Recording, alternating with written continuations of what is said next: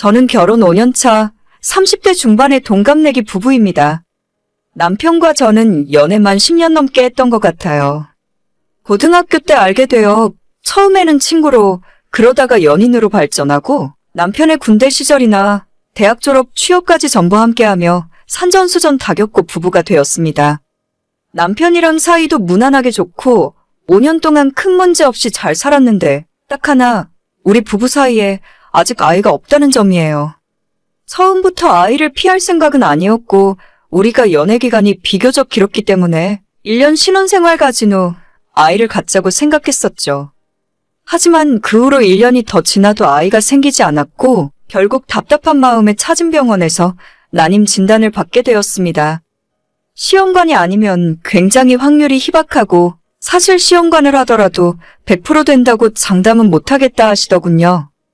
반년 정도 더 고민을 한 끝에 마지막 지푸라기라도 잡는 심정으로 시험관을 시도했는데 다행인지 불행인지 3차 만에 성공했고 긴 시간 마음고생의 보상을 받는 것 같았어요. 어렵게 갖게 된 아이라서 정말 몸 관리에 만전을 기했고 배가 조금 불러오기 시작하고 움직일 때 부담을 느끼기 시작한 임신 6개월 차부터 아예 다니던 직장에 휴직 신청을 한 뒤 집에서 뱃속 아이에만 집중하며 지냈습니다. 남들이 볼 때는 좀 유난이다 싶을 정도였겠지만 정말 어렵게 생긴 아이였고 임신 초기부터 조금씩 출혈이 있었는데 그때마다 응급실을 찾아갈 정도였죠. 병원에서는 당장은 문제 없지만 조금 더 주의해야 한다고 신신당부를 했고 남편과 상의한 뒤 원래 계획보다 일찍 회사에 휴직 신청을 하고 집과 병원을 오가며 관리했습니다. 그 정도로 노력했는데도 제 정성이 부족한 건지 아직 엄마가 될 자격이 없었던 건지 28주 만에 아이가 제 뱃속에서 세상을 떠나버렸어요. 출산과 동일하게 제왕절개로 뱃속 아이를 꺼내고 화장을 하고 작게나마 아이 장례까지 치러주었습니다. 한동안 너무 큰 절망감에 빠져 눈물만 흘리면서 지냈는데 그래도 옆에 있는 남편이 의지가 되었고 지금은 많이 회복했어요. 그 정도의 큰일을 겪고 나니 부부 사이는 더욱 단단해졌고 아이에 대해서는 한 걸음 물러서서 생각하게 되더라고요. 아직도 아이를 갖고 싶은 건 사실이지만 더 이상 시험관은 하지 않을 생각이고 자연스럽게 찾아와주면 좋은 거고 아니면 저희 부부는 아이와 인연이 없다 생각하고 살 겁니다. 다행히도 남편은 2살 아래로 남동생이 하나 있었고 시부모님들도 제가 아이 먼저 보내고 얼마나 힘들어했는지 옆에서 보고 계셨기 때문에 저한테 더 이상 애 낳으란 말씀을 하지 않으셨어요. 평소에 시댁과의 교류가 그리 많은 편은 아니었고 특히 시동생은 성격이 저와 잘 안 맞아서 친하게 지내는 것 자체가 어렵더라고요. 지난 5년간 이 집안 며느리로 살면서 시동생과는 명절 때나 한 번씩 얼굴 보고 짧은 안부 묻는 것이 전부였죠. 그래도 시동생이 언젠가 결혼하고 아이 낳으면 될 테니까 저도 부담이 덜하다고 생각했습니다. 반면에 저는 집안의 외동딸인데 저희 결혼할 때 부모님이 많이 도와주셨어요. 살면서 지금까지 저희 친정이 가난한 줄로만 알고 있었는데 제 주변 다른 친구들은 전부 학창시절부터 해외여행 다니고 친구의 부모님들도 외제차에 명품을 몇 개씩 갖고 다니는 걸 보면서 제가 주위 사람들 중에 가장 가난한 집 딸인 줄로만 알았어요. 저희 부모님들이 제 뒷바라지를 열심히 해주셨지만 부모님들은 사치와는 거리가 멀었습니다. 아빠가 타고 다니는 차도 일터에서 쓰시는 포터트럭을 타고 다니시고 저희 엄마도 평소에는 일하시느라 화장도 안 하고 옷도 수수하게 입으시거든요. 부모님들이 아직까지 살고 계신 아파트는 지은 지 거의 30년 가까이 되는 오래된 주공 아파트인데 복도식이고 20평대라서 너무 좁고 낡게 느껴졌어요. 예전에 친구들 집에 놀러가면 최신 아파트 깔끔한 집들을 보며 너무 부러웠습니다. 아무튼 저는 이런 환경 때문에 집이 가난하다는 생각을 하며 또래 친구들에 비해 철이 좀 일찍 든 편이었고 대학 다닐 때부터 생활비는 전부 아르바이트로 직접 벌어서 생활했죠. 대학 졸업하고 직장 다니면서도 부모님 집에서 생활하니까 돈이 거의 들지 않았고 월급 대부분을 저축하며 알뜰하게 살았습니다. 결혼할 때 부모님들에게 손을 벌리기 힘든 상황이라 생각해서 제가 스스로 알아서 해야겠다는 마음을 어린 나이부터 갖고 있었거든요. 우리 두 사람이 모은 돈이 어느 정도 되었을 때 나머지는 은행에서 대출을 받으면 신혼집 전세를 구할 수 있겠구나 판단이 들었고 그때 저희 부모님에게 결혼하겠다고 말씀을 드렸어요. 우리 집은 물론이고 시댁도 상황이 그리 좋은 편은 아니라 경제적인 지원을 해줄 수 없다고 말씀하셨고, 애초에 양가 부모님 도움을 바라지 않았기 때문에 저희 힘으로 집구하고 혼수까지 다 해야 하는 상황이었죠. 그런데 정말 예상치도 못했는데 저희 결혼할 때 친정 부모님들께서 제 앞으로 아파트를 한 채 해주셨고, 전세 대출 받고 들어가서 살 생각이었는데 졸지에 집이 생겨버렸습니다. 지은 지 2년 된 신축 아파트였는데 당시에 대출도 없이 전부 현금으로 구입하셨죠. 저는 너무 큰 부담인 것 같아서 받지 못하겠다고 말씀드렸더니 부모님들께서 하나뿐인 딸 결혼하는데 그 정도도 못해주면 되겠냐고 하시더라고요. 그전까지는 부모님의 겉모습만 보면서 우리 집이 가난할 거라 넘겨짚고 있었는데 그저 평소 생활 습관이 검소하신 것뿐이었고 재산이 꽤 되더라고요. 저희 부모님은 지역에서 작은 인테리어 업체를 운영하시며 도배 장판을 주로 하셨는데 돈 벌면 버는 대로 전부 저금하고 그렇게 모은 돈을 부동산에 투자하셨나 봐요. 저한테 자세히 말씀해 주시진 않았지만 여기저기에 세놓고 있는 집이 더 있는 것 같았고, 아무튼 집 한 채 해주는 것이 큰 부담은 아니니까 걱정 말라고 하셨어요. 그때 처음으로 저희 부모님이 제 생각보다 훨씬 큰 부자라는 것을 알게 되었습니다. 그렇게 저는 부모님에게 선물 받은 아파트에서 신혼생활을 시작했고, 저희가 갖고 있던 돈으로는 혼수를 넉넉하게 맞출 수 있었죠. 꼭 그것 때문만은 아니지만 남편은 저희 부모님에게 항상 감사해야 하고 잘하려 노력합니다. 그 이상으로 저희 부모님 재산에 관심 가진 적도 없고 이미 집이 있다는 것 하나만으로도 얼마나 마음이 든든하고 생활이 안정되었는지 모릅니다. 맞벌이를 하면서 둘 다 벌이도 나쁘지 않고 지금까지 모아놓은 돈도 적지 않아서 조만간 청약으로 아파트를 한 채 더 분양받고 싶은 계획이 있어요. 저희 부모님 덕분에 작게나마 여유가 생겼고 우리도 열심히 살아서 부자가 될 수 있다는 꿈을 가지면서 살고 있었죠. 그런데 문제는 이전까지 여자친구가 있는 줄도 몰랐던 저희 시동생이 갑자기 속도 위반으로 아이가 생겼다면서 시댁이 완전 뒤집어졌습니다. 만난 지 몇 달 안 됐다고 하는데 둘 사이에서 아이가 생겨버렸대요. 시동생은 무조건 자기가 책임지겠다, 결혼하겠다고 하는 입장이고 우리 시부모님 입장에서는 드디어 손주가 생겼으니 결혼시키는 것이 맞다며 찬성을 하셨는데 가장 큰 문제는 시동생이 모아놓은 돈이 없고 상대방 여자는 반백수나 다름없어요. 직업을 이야기하긴 좀 그렇지만 시동생 한 달 월급은 200만 원 조금 넘는 수준이고 상대방 여자는 올해 나이가 25, 정해진 직장 없이 아르바이트로 용돈 정도만 벌고 있던 친구였어요. 두 사람이 결혼해서 아이 낳으면 시동생 버는 월급으로는 생활하기 쉽지 않을 것 같아서 제가 다 막막해 보이더라고요. 저랑 남편이 아이 없이 맞벌이 부부로 살며 세금 떼고 600만 원 조금 넘게 벌고 있는데 미래를 위해 적금 붓고 보험에 고정으로 빠지는 돈 제하고 나면 남는 생활비는 얼마 없습니다. 애 없이 둘이 살아도 이런데 아이까지 셋이서 200만 원 언저리로 어떻게 먹고 살겠습니까? 가장 큰 문제는 당장 애 낳고 살 집이 없다는 건데 우리 시댁 형편은 여전히 좋지 않았고 그렇다고 속도 위반 임신까지 했는데 상대방 여자 쪽 집안에 집까지 해오라고 말할 염치는 없었겠죠. 정말 무모해 보일 정도였지만 끝까지 책임지겠다고 하는 시동생의 자세가 나쁘게 보이진 않았어요. 드레스 입고 배부른 상태로 결혼하기 싫다고 해서 오는 10월에 빠르게 결혼식 날짜를 잡고 체면치레로 상견례도 마치고 예식장까지 일사천리로 정했습니다. 만약 두 사람 중 하나가 제 동생이었다면 도시락 싸들고 쫓아다니면서 말렸을 텐데 남편도 그냥 가만히 있는 상황에서 제가 뭐라고 하기에는 주제가 넘더라고요.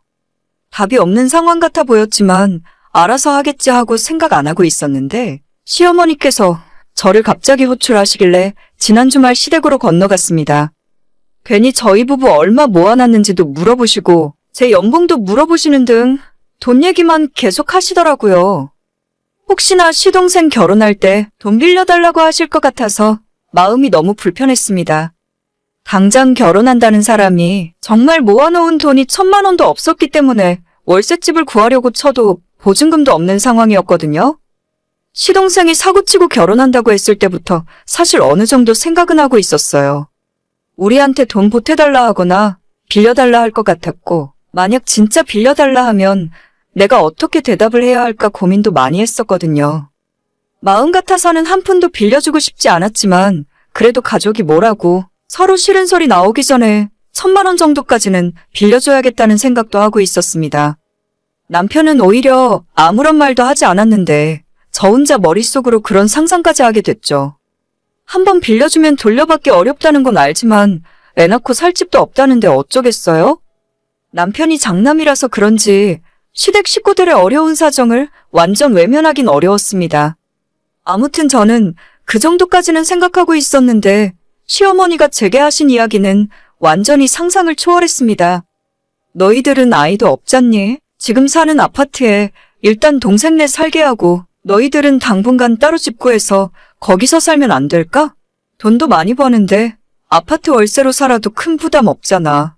아니면 애도 없으니 이번 기회에 원룸 같은 데서 좀 지내도 되고 제가 살고 있는 집을 시동생 결혼 선물로 내어주고 저보고 나가서 원룸에서 지내랍니다. 너무 기가 막혀서 내 집 놔두고 왜 내가 원룸 생활을 해야 하냐고 따졌더니 너희는 애도 안 낳고 둘이 사니까 아파트가 뭔 필요 있냐 하더라고요. 저희 결혼할 때 냉장고부터 모든 가전제품과 가구들을 비싸고 좋은 것들로 채워놨어요. 원래 집 구할 때 쓰려고 했던 돈이 저희 부모님께서 해결해 주시는 덕분에 그 돈으로 혼수를 사고 싶은 걸 전부 다 사버렸습니다. 아파트 평수를 조금만 줄여서 이사 가더라도 살림살이가 들어가지 않을 판인데 그 살림까지 전부 놔두고 그냥 몇 년만 집을 양보하고 나가 살으라네요. 너희는 집이 있어서 그동안 돈 모으고 편하게 살았잖아. 명호도 당장은 월급은 좀 적더라도 안정된 집이 있으면 돈 모을 수 있겠지. 몇 년 살다 보면 걔들도 염치가 있는데 돈 모아서 지들 살 집을 구해 나오지 않겠니? 아예 대책도 없고 언제까지 살겠다고 기약도 없더라고요. 막말로 이번에 양보해주면 앞으로 태어날 조카가 대학 졸업할 때까지 저희 집에서 살게 될지도 모르는 일이었죠. 너가 좀 양보해라. 어차피 집도 너 명의로 되어 있다면서? 어쩐지 시모가 저를 부를 때 남편은 집에 놔두고 저 혼자 오라고 하던 이유가 있더라고요. 자기 아들 앞에서는 차마 이런 염치 없는 소리를 하기가 부끄러웠나 보죠? 그 집이 지금 시세로 6억이에요. 최소한 제가 살던 집을 내놓으라고 하실 거면 전세금이라도 준비하셨어야죠. 맨입으로 제가 쓰던 살림까지 다 물려주고 몸만 나가라고요? 라고 이야기했더니 그동안 어머님 뒤에서 아무 말 안 하고 있던 시아버지가 가족끼리 무슨 전세금을 달라 하냐고 펄쩍 뛰더라고요. 정말 이 사람들이 칼만 안 들었지 완전 도둑놈이나 다를 바가 없다 생각했고 길게 대화를 계속할 필요도 없구나 싶었어요. 시부모에게 차라리 시동생한테 집을 넘길 바에는 모르는 사람한테 돈 받고 전세 주고 말겠다고 이야기해놓고 자리에서 일어났어요. 어머님, 부동산 가서 요즘 아파트 시세라도 좀 알아보세요. 한번 갔다 와보시면 저한테 이런 말씀 2번 다시 못하실 거예요. 제가 단호하게 거절하고 집에 돌아가려 하니까 그때부터 시부모가 동시에 화를 내면서 자기들이 지금까지 해준 것이 얼만데 받아먹은 건 다 잊어버리고 가족들끼리 돈 이야기를 꺼낼 수 있냐면서 괘씸하다 하는 겁니다. 지금까지 시댁 사람들에게 뭘 받았었지? 하고 아무리 생각해봐도 떠오르는 것이 없다가 저희 결혼할 때 시부모는 한 푼도 주지 않았고 시동생이 축의금으로 10만 원 줬던 것이 떠올랐어요. 오히려 시어머니 시아버지는 축의금 보태주시기는커녕 나중에 시기 끝나고 본인들 손님으로 들어온 축의금은 다 골라서 가져가셨습니다. 제가 아버님 어머님한테 받아먹긴 뭘 받아먹어요? 결혼할 때 도련님이 축의금 10만 원 준 거 말곤 시댁 도움받은 게 아무것도 없는데 그 돈 10만 원은 도련님 결혼식 때 저도 똑같이 축의금으로 돌려드릴게요. 다시는 저한테 집 이야기 꺼내지 마시라 하고 돌아서는데 현관에서 신발 신고 있다가 누군가 뒤에서 확 당기는 느낌과 동시에 엉덩방아를 찝고 자빠졌어요. 시모가 머리채를 잡고 있었고 제가 넘어지는 걸 보니 당황해서 가방을 잡으려고 했는데 잘못 잡았다며 변명하더라고요. 진짜 너무 아프기도 하고 시댁에서 이런 꼴 당했다는 게 너무 억울하고 분해서 순간 눈물이 찔끔 나올 것 같았지만 시부모 앞에서 울기 싫었어요. 저 다시는 아버님 어머님 얼굴 절대 안 볼 거예요. 저 찾지 마시고 쓸데없는 소리 하려거든 연락하지도 말아주세요. 라고 이야기해놓고 집으로 돌아왔습니다. 집에 오니 남편이 제 얼굴을 보고 깜짝 놀라 무슨 일이냐 묻더라고요. 시댁에서 있었던 일을 그대로 다 이야기해줬더니 집을 비워주긴 뭘 비워주냐고 엄마 아빠가 창피한 줄도 모르고 이상한 소리를 했다며 대신 사과했어요. 그 뒤로 시부모에게 전화를 하는 건지 핸드폰을 들고 밖에 나가서 한참 동안 들어오지 않았고 앞으로 저보고 시댁 식구는 상대할 필요 없답니다. 사고를 쳐도 자기 동생이 쳤는데 그걸 우리가 나서서 도와줘야 할 이유 하나도 없다면서 나중에 동생 결혼할 때 자기가 축의금이나 알아서 좀 할 테니까 그것까지만 하고 서로 왕래하지 말고 살자고 하네요. 명절이나 시댁 행사에 갈 일이 있으면 남편이 알아서 하겠다면서 저는 앞으로 제 인생에서 시부모란 사람들은 없다고 생각하랍니다. 진짜 너무 화가 나서 손발이 덜덜 떨렸었는데 남편이 나서서 정리해주니 고마웠고 재화도 어느 정도 금방 누그러졌어요. 사실 시모한테 이야기는 안 했지만 저희가 시부모 생각보다 돈도 훨씬 많이 모았고 시동생 집구할 때 보태라고 1,000만 원 정도는 빌려줄 용의도 있었어요. 하지만 이젠 진짜 끝이고 정 집구할 돈 없으면 시댁에서 다 같이 살던지 그쪽에서 알아서 하시겠죠. 너희는 애 없으니 원룸에서 살라는 말을 보태준 것 하나 없는 시모 입에서 나올 소리입니까? 요즘 세상에는 능력 없으면 애도 낳지 말라는 말이 있어요. 돈이 전부는 아니지만 진짜 돈이 있어야 남한테 아쉬운 소리 안 할 수 있고 싫은 건 싫다고 당당하게 말할 수 있는 것 같아요. 정말 이번 일을 계기로 저희 친정 부모님에게 다시 한번 감사하는 마음을 갖게 되었네요. 오늘의 제 이야기는 여기까지입니다. 끝까지 들어주셔서 정말 감사드려요. 다들 행복하시고 좋은 하루 보내시길 바랍니다.